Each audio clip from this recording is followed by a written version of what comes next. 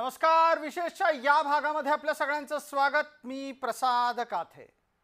गणेश मूर्तींच्या बाबत सुरू असलेला घोळ हा यंदाच्या वर्षी तरी किमान मिटलेला आहे. त्यामुळे यावर्षी बाप्पा आपल्या घरी येतील आणि याही वर्षी ते तसेच येतील जसे आजवर येत होते.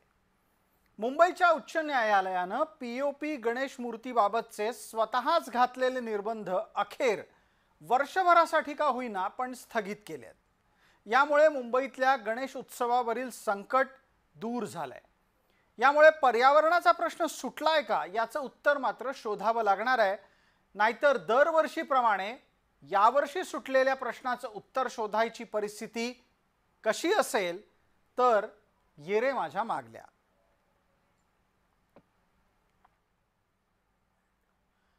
पीओपीच्या गणेश मूर्तिकारांचे आत्तापर्यंत या संपूर्ण लढाईमध्ये तर्क काय होते ते लक्षात घ्या. पीओपीचे गणेश मूर्तिकार म्हणत होते की शाडू आणि पीओपी हे परस्परांना पर्याय ठरू शकत नाहीत. पीओपीच्या मूर्तिकारांनी हा मुद्दा लावून धरला होता. 1 फुटाच्या शाडू मूर्तीचं वजन सर्वसाधारणपणे 15 किलो भरू शकतं. वजनदार मूर्तीला ग्राहक मिळणार नाहीत अशी भीती सुद्धा व्यक्त केली. परिणामाने आर्थिक नुकसान नोंदवलं गेलं. प्लास्टर ऑफ पॅरिसची मूर्ती भव्य असते, हलकी सुद्धा असते.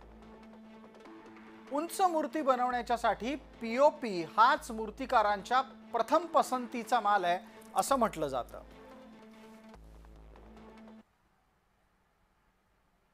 आणि याच मुद्द्याला आधारभूत मानून राज्य सरकारनं पीओपीच्या साठीची बाजू न्यायालयामध्ये मांडली. पीओपीच्या मूर्त्या बनवण्यावर बंदी आता नाही. पीओपीच्या मूर्त्या डिस्प्ले करण्यावर बंदी आता नाही. पीओपीच्या गणेश मूर्त्या विकण्यावर आता बंदी नाही.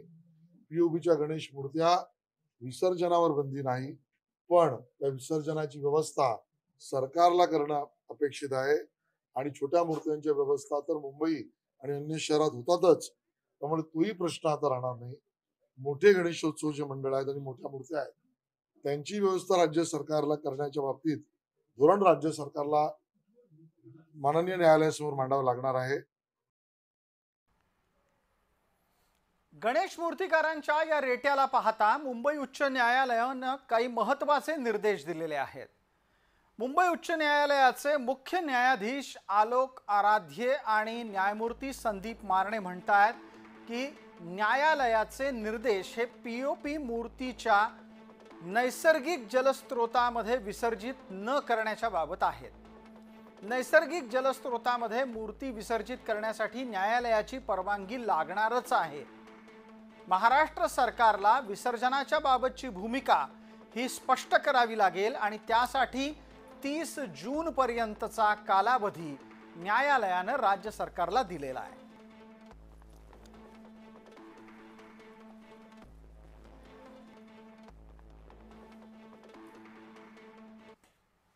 आज जे काही हायकोर्टामध्ये सुनावणी झालेली आहे ते पूर्णपणे पीओपीच्या बाजूने झालेले आहे. आपण जर बातमीमध्ये ऐकलंच असाल, आज हायकोर्टामध्ये पीओपी कोणत्या प्रकारचे प्रदूषण करत नाही हे निश्चित झाले आहे. तरी घरगुती मूर्ती वरती सर्वपणे कायमस्वरूपी ही बंदी घरगुती मूर्तींवरची उठवलेली आहे. त्याचप्रमाणे मोठ्या मूर्तींसाठी देखील नैसर्गिक स्तोत्र तसेच कृत्रिम तलाव याच्यामध्ये विसर्जन करण्याची देखील परमिशन दिली आहे. आणि येणाऱ्या 30 जून रोजी पुन्हा या मोठ्या मूर्तींबाबत सुनावणी होणार आहे. परंतु जे आज पीओपीवरील बंदी कायमस्वरूपी उठवलेली आहे त्यामुळे महाराष्ट्रातील सर्व पीओपी मूर्तिकारांना तसेच सर्व गणेश भक्तांना आज आनंदाचं वातावरण निर्माण झालेलं आहे. न्यायालयाच्या निर्देशामुळे घरोघरी पीओपीच्या गणेश मूर्ती येतील. आत्तापर्यंत आपण ज्या पद्धतीनं आपल्या घरात गणेशाचा उत्सव साजरा करत होतो त्यातलं संभाव्य विघ्न तरी दूर झालंय. दरम्यान न्यायालयाच्या निर्देशावर गणेश भक्तांच्या प्रतिक्रिया काय आहेत पाहूयात. मुंबईकरांसाठी आणि सर्व कोकणवासियांसाठी महत्त्वाची बातमी आहे की समजा आपण पीओपीच्या गणेश मूर्त्या वापरत असू तर त्याचं आपण विसर्जन कृत्रिम तलावामध्ये करू शकतो, अशा पद्धतीचे निर्देश जे आहेत मुंबई उच्च न्यायालयाने दिलेले आहेत। आणि त्याचसाठी याबद्दल बोलण्यासाठी आपण काही मुंबईकर आहेत, इथे युवा आहेत, युवती आहेत आणि अर्थातच सणसुदी आता जे सुरुवात होणार आहेत त्याची वाट पाहताना दिसत आहेत। दादा, काय सांगशील, पीओपीच्या मूर्तींचे निर्देश नवीन आलेले आहेत उच्च न्यायालयाकडनं, काय मत आहे? कोर्टाचा अतिशय योग्य निर्णय आहे। कोणताही सण हा नियमातच साजरा केला पाहिजे, ज्याचं लोकांनाही आनंद घेता येईल आणि त्याचा निसर्गाला काही हानी होणार नाही आहे। त्यामुळे हा कोर्टाचा निर्णय अतिशय योग्य निर्णय आहे। मॅडम, काय सांगाल, तुम्हाला या निर्देश जो आलेला आहे त्याचा कशा पद्धतीने पाहता तुम्ही? प्रशासन किंवा न्यायालय जे काही निर्णय देतील त्याचा आम्ही काटेकोर पद्धतीने म्हणजे पालन करू आणि त्यांचा जो काही निर्णय असेल त्याचं आम्ही स्वागत करू। शेवटी शाडोची मूर्ती असो किंवा पीओपीची मूर्ती असो, आमच्यासाठी बाप्पा खूप महत्त्वाचा आहे। भाई, आपण कुठले मस्त चष्मा लावलेला आहे, कोकणस्थ आहात का? हो, मी कोकणस्थ आहे, खुद्द कोकणचा आहे मी। आणि मला असं वाटतं की आता जो काही न्यायालयाने आपल्याला निर्णय दिलाय त्याचं आम्ही स्वागत करू, चांगलंच केलं आहे। सगळ्यांना गणपती उत्सव साजरा करायचा असतो, तर मला असं वाटतं की एक चांगलंच झालं आहे आणि सगळ्या नियमांचं पालन करून हा उत्सव साजरा केला पाहिजे सगळ्यांनीच, असं मला वाटतं। भाऊसाहेब, काय सांगाल, तुमचं काय मत आहे? मला असं वाटतं की उच्च न्यायालयाने जो निर्णय दिलेला आहे तो निर्णय अगदी योग्य आहे, कारण निसर्गाची जी काही हानी होते ती पीओपीमुळे होते आणि अशातच बाप्पा आमच्या जिव्हाळीचा विषय आहे आणि त्याची विटंबना कुठेही होऊ नये, त्यामुळे सार्वजनिक ठिकाणी पीओपीचं जे काही विसर्जन होतं ते टाळलं पाहिजे आणि कृत्रिम ठिकाणी, जसं की आम्ही काही प्रयोग केलेला आहे की एक टाकी घेतलेली आहे, त्यामध्ये छोटा गणपती जो आहे पीओपीचा त्यामध्येच आम्ही विसर्जन करणार आहोत आणि विषय बस, बाप्पा गणपती बाप्पा मोरया। अर्थातच गणपती बाप्पा मोरया बोलत मुंबई उच्च न्यायालयाने निर्देश तर दिलेले आहेत, पण मात्र आता या पद्धतीची तयारी जी आहे ती कशा पद्धतीने सुरू होणार हे देखील पाहणं महत्त्वाचं आहे। आणखी कमी वेळ राहिलेला आहे, मूर्तिकारांची आता मात्र तानाबाजा होणार आहे। लवकरात लवकर सर्व मूर्त्या बनवायच्या, रंगरंगोटी करायची, त्याच्यानंतर डिझाईन करायचं आणि मग ते मार्केटमध्ये आणायचं। व्हिडिओ जर्नलिस्ट ललित चौधरी सोबत मी शुभम उमाय, जय महाराष्ट्र न्यूज, मुंबई। ज्या पद्धतीनं गणेश भक्त सकारात्मक दृष्ट्या येणाऱ्या दिवसातल्या त्यांच्या घरातल्या बाप्पाचं स्वागत करायला तयार आहेत, व्यावसायिकांच्यासाठी सुद्धा एक मोठं विघ्न टळलेलं आहे। आज हायकोर्टाने पीओपीवरील जे निर्बंध उठवलेले आहेत त्यामुळे सर्व महाराष्ट्रातील मूर्तिकारांना दिलासा मिळालेला आहे। त्यामुळे सर्व मूर्तिकार आम्ही आनंदित आहोत। आमची सरकारकडे एकच मागणी होती की पीओपी मुळे बंदी उठवावी, कारण याच्यावर लाखो रोजगार अवलंबून आहेत आणि आमचं म्हणणं राज्य सरकारने मनावर घेऊन काकोडकर समिती नेमली आणि काकोडकर समितीने जो अहवाल सादर केला कोर्टात त्या आधारे आम्हाला जो दिलासा मिळाला आहे त्याबद्दल आम्ही आभारी आहोत। एकीकडे पर्यावरणाचा मुद्दा जरी असला तरी पण पडद्यामागे शाडू विरुद्ध पीओपी या वादाला राजकीय किनार आहे आणि ती किनार भारतीय जनता पार्टी विरुद्ध उद्धव गट अशी मुंबईमध्ये प्रामुख्याने पाहायला मिळते, कारण मूर्तिकार आणि विक्रेते हे मराठमोळे आहेत, म्हणजेच मराठी आहेत। मूर्तिकारांचा मुख्य व्यवसाय हा मुंबई महानगरामध्ये पसरलेला आहे। मुंबईच्या आसपासच्या महत्त्वाच्या जिल्ह्यांमध्ये त्यांना लक्षणीय कमाई होते, त्यात सुद्धा मोठ्या आणि उंच गणेश मूर्ती हे उत्पन्नाचं प्रमुख साधन असतं। पीओपी बंदीमुळे मराठी माणसाच्या रोजगारावर गदा येऊ घातलेली होती आणि हीच बाब सरकार असताना भारतीय जनता पार्टीच्यासाठी आव्हानात्मक ठरली, कारण त्यांच्या काळात मराठी माणूस बेरोजगार होऊ घातला होता। उद्धव गटानं बरोबर हाच मुद्दा उचलला आणि भारतीय जनता पार्टीला लक्ष करायला सुरुवात केली। भाजपाकडून पीओपीच्या मूर्तींवरील बंदीच्या साठी म्हणजेच बंदीच्या विरोधामध्येही प्रयत्न करण्यात आले आणि त्याद्वारे ही बंदी शिथिल करण्याच्यासाठी त्यांना यश मिळालेलं आहे। असं काही नाही ना की मुंबईतलं सगळं काही प्रदूषण पीओपीने होते। मी पण पर्यावरण मंत्री राहिलेलो आहे। मुंबईतलं प्रदूषण आज आपण पाहतोय, थर्मल पॉवर प्लांट असेल, इतर खूप गोष्टींमधून होते। हे आरेतली जंगल जे कापतायत, झाडं कापतायत, त्यांचे जे बिल्डर आणि कॉन्ट्रॅक्टर सगळे आवडते लाडके कॉन्ट्रॅक्टर जे प्रदूषण करतात त्याच्यामुळे होतं। आणि पीओपी साठी कांदिवलीच्याच वेळी मी विचारला होता प्रश्न, चारकोपच्या वेळी, आता पण आपण पाहतोय तोच प्रश्न मी उपस्थित करतोय, ही समिती गठीत कधी होणार, ह्याचा निकाल कधी येणार, कारण पीओपीच्या मूर्त्या काही गणपतीच्या 1 आठवड्या आधी नाही बनत। त्याच्या खूप आधी बनतात. 2-3 महिने आधीपासून बनायची पूर्ण म्हणजे 1 वर्ष तर पूर्ण प्रक्रिया चालते. 2-3 महिने आधी हे तयार होतं.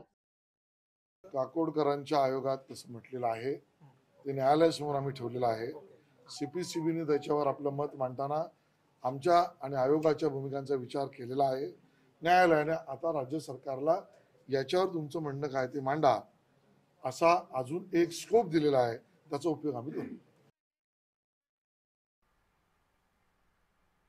दरम्यान पीओपीच्या गणेश मूर्तीवरील बंदी शिथिल होण्याच्यासाठी मुख्यत्वे काय कारणीभूत ठरलं तेही आपल्याला लक्षात घ्यायला लागेल.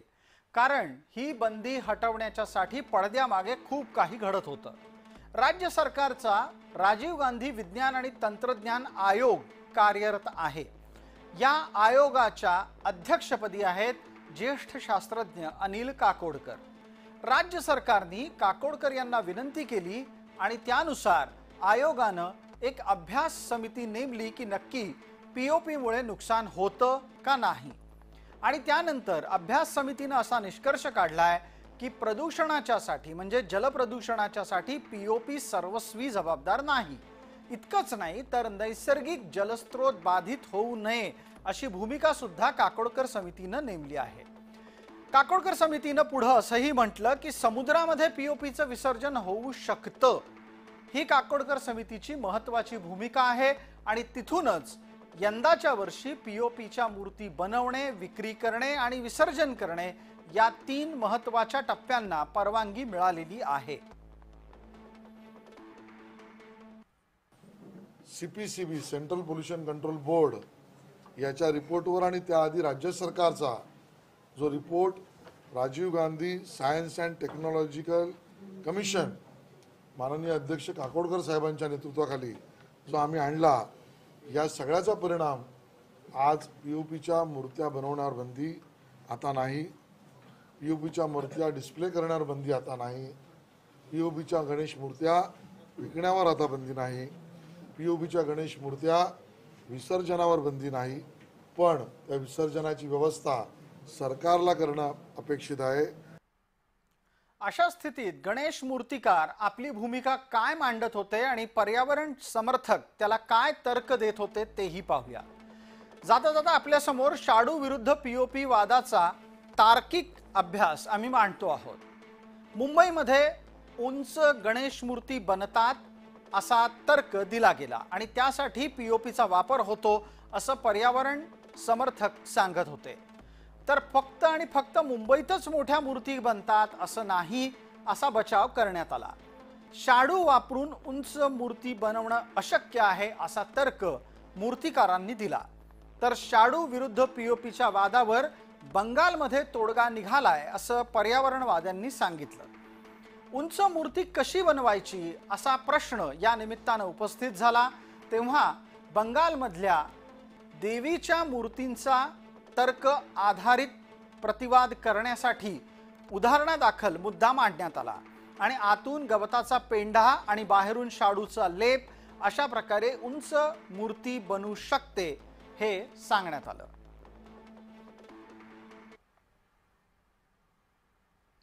उंच गणेश मूर्ती या केवळ आणि केवळ महाराष्ट्रात किंवा फक्त मुंबईतच बनतात असं नाही, तर त्या दक्षिणेमध्ये सुद्धा हैदराबाद परिसरात किंवा बंगालातल्या कलकत्ता आणि आसपासच्या परिसरात आपण बनताना पाहतो आहोत. तेव्हा जर समजा अगदीच एखाद्याला पर्यावरणपूरक उंच मूर्ती बनवायची असेल तर ती कशी बनवता येईल याचं सुद्धा उत्तर सापडतं. जर 5 फुटाची मूर्ती बनवायला घेतली तर 200 किलो तिचं वजन होईल शाडू मातीचं. त्याकरता फक्त एकच पर्याय असा आहे की कलकत्त्यामध्ये ज्या आंबा मातीच्या मूर्ती बनवतात त्यामध्ये पेंढा टाकला जातो आणि त्याच्यावर लेपन केलं जातं. म्हणजे जसं आपण गाईचं शेण कसं लिपतो त्याप्रमाणे शाडू माती त्या मूर्तीच्या आकारात लिपता येते आणि नंतर त्याला आकार देता येईल. ते वजन कमी होईल. पण जास्त मोठ्या मूर्त्या असतील तरी पण त्याच्यामध्ये तुम्हाला वजन हे वाढणारच. अजून एक दुसरा प्रयोग आहे. तो प्रयोग असा आहे की ते शाडू मातीला गमामध्ये भिजवून ठेवतात आणि तो हलका होतो. ह्या गोष्टी केल्या पण त्याच्यामध्ये प्रोसेस आहे आणि मेहनत आणि टाइम जास्त होतो. तर हे कसं काय कव्हर करता येईल ते आपल्याला बघायला लागेल. पण 205 फुटाची जर मूर्ती करायची असेल तर 200 किलो वजन तिचं पक्का आहे, एवढं मी सांगू शकतो. विशेषतः या भागामध्ये तुर्तास इतकंच. आपण पाहत रहा फक्त जय महाराष्ट्र.